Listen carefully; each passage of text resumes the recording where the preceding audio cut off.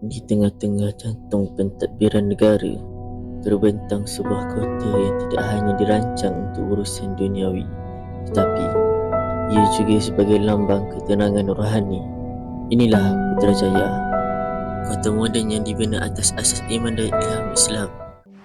Pada satu hari, Kuala Lumpur, Putrajaya dan KLIA akan menjadi satu bandar gergasi ataupun mega city yang standing dengan mega city seperti Tokyo, Yokohama dan beberapa kombinasi dan kombinasi yang lain. Putrajaya mempunyai satu tarikan unik kerana keindahan yang ditampilkan kepada pengunjung, sekaligus menjadi tempat perpaduan seluruh rakyat Malaysia, terutama hari-hari bersejarah yang disambut setiap tahun, seperti Hari Kemerdekaan.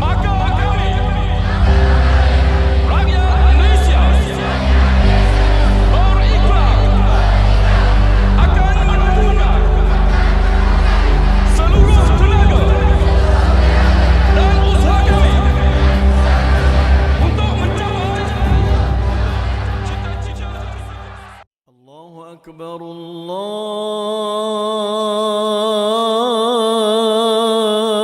Akbar.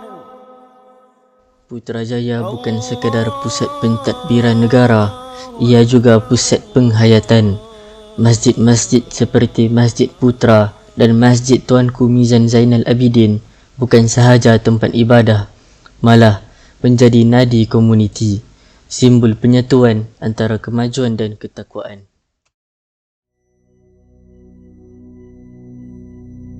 Dan hanya beberapa kilometer dari sini terletaknya sebuah permata yang jarang diketahui umum, Kompleks Nasrul Quran.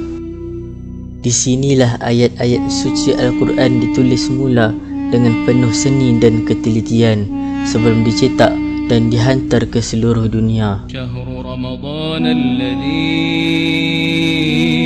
unzila fihi al-Quran hudan lin-nasi wa bayyinatin minal huda wal furqan. Assalamualaikum warahmatullahi wabarakatuh. Nama saya Nur Farahani binti Mazlan. Saya adalah seorang pegawai pemasaran dan juga perhubungan awam di Kompleks Nasrul Quran lah. Saya dah berkhidmat di Kompleks Nasrul Quran selama lebih kurang 2 tahun macam itulah. Mula beroperasi pada 13 Jun 2017 dan mula dibuka kepada pengunjung setelah beberapa tahun. Pada mulanya, kompleks ingin dibuka sejak awal lagi, tetapi pengunjung yang hadir hanya boleh melihat kilang sahaja dan tidak sesuai untuk dikunjungi. Kompleks membuat inisiatif untuk lebih mesra kepada pengunjung dengan membuat muzium. Sebenarnya Kompleks Nasrul Quran ni berada di bawah naungan sebuah yayasan. Yayasan Restu kita panggil, di mana Yayasan Restu ni bergiat aktif dalam bidang pembuatan Al-Quran lah. Okey, Yayasan Restu dah mula berkecimpung dalam bidang Al-Quran ni, buat Al-Quran, hasilkan Al-Quran, penulisan Al-Quran dari tahun 1989 lagi, dah lama lah. So, bila ada pusat buat Al-Quran ni, kita perlukan pusat untuk cetak Al-Quran. So, daripada situ, terhasilnya idea untuk hasilkan pusat cetak Al-Quran lah, di mana sekarang dari bermula tahun 2017 Nasrul Quran mula dibina dan mula dibuka untuk cetak Al-Quran. Nasrul Quran dipilih kerana maksud Nasrul tu sendiri. Nasrul tu diberi maksud penyebaran.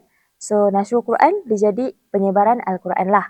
Itu biasanya jadi soalan pertama yang kita tanya kepada pelawat yang datang. Sebab kita nak orang tahu kenapa nama tempat Nasrul Quran, nama owner dia Nasrul ke, ada sebab-sebab lain ke kan. So di situ kita jelaskan yang maksud Nasrul Quran itu adalah penyebaran, di mana kita dekat sini ini tempat orang ramai juga, kita nak sebarkan apa yang ada di sini. Macam itulah. Itulah di sebalik nama Nasrul Quran itu sendiri. Kompleks ini diiktiraf oleh masyarakat Islam antarabangsa daripada seluruh pelosok dunia walaupun baru sahaja berusia 5 tahun daripada hari tertubuhnya kompleks. First of all, kalau ada yang tak tahu, Kompleks Nasrul Quran adalah sebuah pusat pencetakan Al-Quran kedua terbesar di dunia.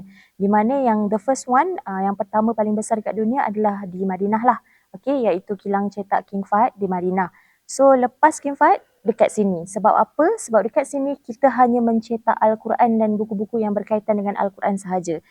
So sebab itu kita dipanggil kilang cetak Al-Quran kedua terbesar di dunia lah. So daripada situ perkataan itu sendiri menarik orang untuk datang dan tengok sendiri apa yang berlaku dekat sini, macam mana kita cetak Al-Quran, dan daripada situlah nama kita mula naik. Pelancong daripada segenap negara juga datang, daripada berbagai-bagai negara lah. Kita ada pelawat daripada US, ada daripada Cambodia, ada daripada Afghanistan dan sebagainya, China dan sebagainya lah. So diorang dapat info tersebut, diorang menarik minat diorang untuk datang dan tengok sendirilah macam mana kilang cetak Al-Quran kedua terbesar ni nak dibandingkan dengan kilang King Fahd dekat Madinah tu. So diorang boleh tengok dan bandingkan untuk tahulah macam mana kita cetak Al-Quran, macam mana kita hasilkan Al-Quran itu sendirilah. Okey, untuk misi kami dekat sini sebenarnya kita nak jadi sebuah pusat untuk menghasilkan manuskrip Al-Quran, menghasilkan seni khat, dan juga kita nak fokuskan kepada seni hiasan dalaman. Macam awak masuk dalam Nasyid Quran ni, ada pelbagai hiasan dalaman, mozaik-mozaik dan juga lampu-lampu yang ada dalam ni. Semua kita nak tekankan untuk seni hiasan dalaman mengikut Islam jugalah, seni Islam sendirilah. So yang itu di mana martabatkan seni Islam ni boleh memberi inspirasi kepada anak-anak muda yang boleh berjaya melalui mushaf, seni penghasilan manuskrip, seni khat dan juga seni hiasan dalaman. Untuk visi pula, kita sebab visi ni kan dia macam satu matlamat yang jauh kan. So kita nak jadi sebuah pusat pemasyhuran seni Islam yang mana boleh memberi manfaat kepada semua orang, daripada segenap lapisan masyarakat, daripada segenap negara, semua orang lah, especially untuk negara kita sendiri, negara Malaysia ni lah. Sebagai sebuah negara Islam yang mengamalkan wasatiyah dan penuh kesederhanaan, mahu turut menyumbang kepada dunia Islam bagi mencetak Al-Quran mengikut Mashaf Malizi, Mashaf negara kita. Salah satu inisiatif kita untuk orang ramai mula belajar mengenai cara untuk buat Al-Quran, sebab ada ayat yang terpampang dekat dinding depan tu ialah Ahlul Quran, dengan niat kita nak semua orang yang masuk ke Nasyid Quran menjadi Ahlul Quran yang bukan sahaja baca Al-Quran tetapi faham macam mana nak buat Al-Quran, betapa susahnya nak tulis ayat pertama sampai ke akhir tu. So itulah salah satu program yang berdekatan dengan masyarakat yang kita buat. Selain daripada itu, kita ada juga buat program macam kita panggil anak yatim berbuka puasa di sini. Kita buat kolaborasi dengan NGO-NGO yang lain untuk buat sumbangan Al-Quran, sumbangan wakaf kepada para mangsa banjir dan sebagainya lah. So itu antara program-program yang dekat dengan masyarakat, di mana kita pun nak kenalkan Nasyid Quran kepada masyarakat dan nak membantu masyarakat itu sendiri.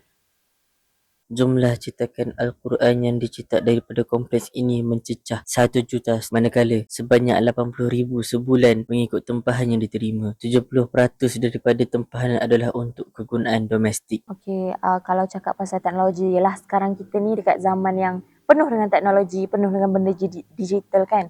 So kalau dekat kilang kita sendiri, kita memang menggunakan mesin-mesin cetak yang berkualiti tinggi dan juga berteknologi tinggi lah. Di mana mesin cetak itu sendiri boleh print depan belakang, cetak depan belakang lebih kurang 17,000 helai dalam masa 1 jam. So itu adalah kelajuan yang amat tinggi lah. Okey, di mana mesin-mesin ini diimport khas daripada Jerman, ada yang daripada Jerman yang bernilai jutaan ringgit untuk kita hasilkan kualiti yang terbaik. Dan selain daripada itu, teknologi kertas juga, kita gunakan kertas yang memang originally daripada pokok, bukan kertas recycle atau sebagainya, sebab kita nak jaga kualiti kertas kita dan juga kita tak tahu kertas recycle tu berasal daripada kertas apa. So nak jaga kita punya kesucian Al-Quran jugalah. Harapan kami dekat sini sudah semestinya selari dengan kita punya visi lah. Kita nak jadikan pusat ini sebagai sebuah pusat pemasyhuran seni Islam dan juga bidang Al-Quran lah. So harapan kami dekat sini supaya kami boleh menarik minat lebih ramai orang untuk datang mengenali kompleks Nasyid Quran ini sendiri, dan bersama-sama kami sebenarnya untuk membantu kompleks ni untuk terus berada dalam bidang ini. Sebab kita pun bukan di bawah kerajaan, kita pun bukan swasta sepenuhnya, kita adalah NGO dan kita memerlukan sokongan daripada orang ramai. Kalau tak ada orang sokong kita, kita pun tak mampu untuk berdiri dekat sini hari ini. So harapan kami itulah, untuk menarik lebih ramai orang datang dan memberi pendedahan yang sepenuhnya. Sebab itu kami sekarang dah mula untuk buat pendedahan untuk menjemput pelajar-pelajar sekolah untuk datang untuk kita bagi pendedahan awal. Daripada seawal mereka tadika lagi, kita dah jemput untuk datang walaupun kita tahu diorang ni memang berlari-lari, berlega-lega je, mungkin tak dengar, tapi kita nak mereka ada pendedahan awal tersebut. So mungkin bila dah sekolah rendah nanti, bila datang balik, dia cakap dia tahu dah tempat ni. Cuma kita boleh ceritakan serba sedikit lah. Okay, dah makin meningkat usia pun kita masih ada cara pendekatan kita sendiri dan saya rasa itulah harapan utama kami dekat sini lah untuk menarik minat orang ramai untuk berada di Nasyur Quran dan bersama-sama kami lah untuk menjadi ahlul Quran sama-sama.